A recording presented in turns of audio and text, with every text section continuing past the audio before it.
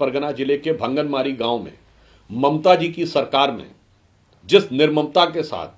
महिलाओं की पिटाई की घटना हुई है, उससे पश्चिम बंगाल की जनता बहुत विचलित और आक्रोशित है। यह दर्शाता है कि तृणमूल कांग्रेस की सरकार में महिलाओं की सुरक्षा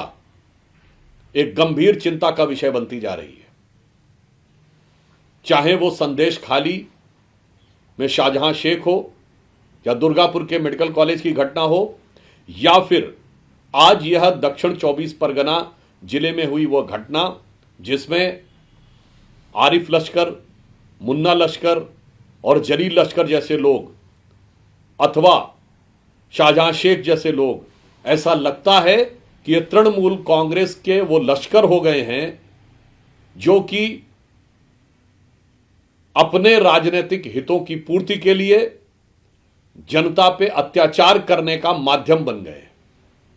ऐसा प्रतीत होता है कि ये तृणमूल कांग्रेस के राजनीतिक लश्कर ये लोग हो गए हैं।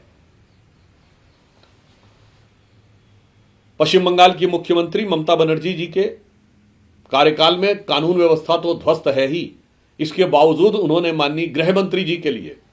जिस प्रकार के धमकी के शब्दों का प्रयोग किया था, इसके लिए हमें उनके प्रति सहानुभूति है, क्योंकि यह दर्शाता है कि आज पश्चिम बंगाल की मुख्यमंत्री मजबूरी में यह कर रही हैं, क्योंकि ये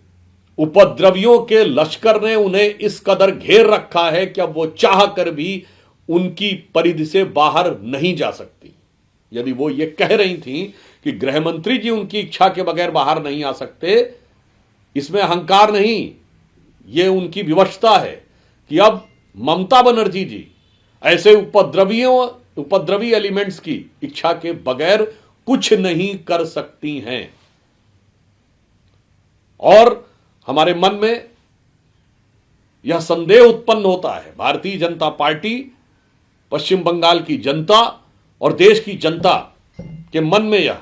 संदेह उत्पन्न होता है कि ये सारे के सारे लोग, चाहे वो शाहजहां शेख हो, चाहे वो इलियास हो, चाहे ये आरिफ, जलील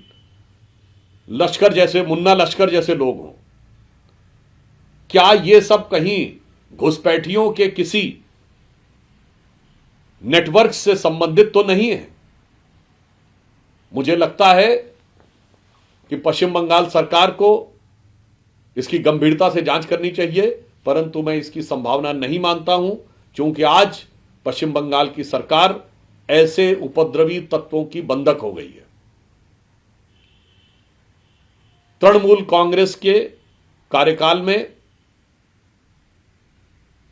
इस कदर अपनी पराजय को अवश्यंभावी देखकर तृणमूल कांग्रेस के लोग कुंठाग्रस्त हो गए हैं। तो यह कुंठाग्रस्त